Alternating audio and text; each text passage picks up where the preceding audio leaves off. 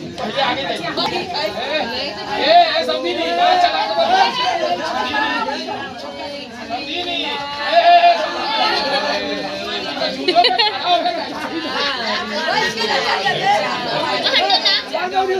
ए गुड़ के हाय आरी लक्ष्मण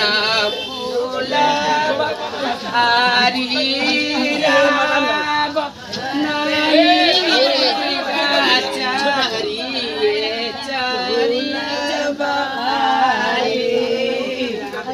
मरवा में दीदी फोटो खींच लिया उनका ऐसे हमारे मोबाइल में नहीं रखो तुम रख रहे हो प्रीति दी गोल बना के तब रख रहे थे ना सब जगह के सब रूल है कैसे ना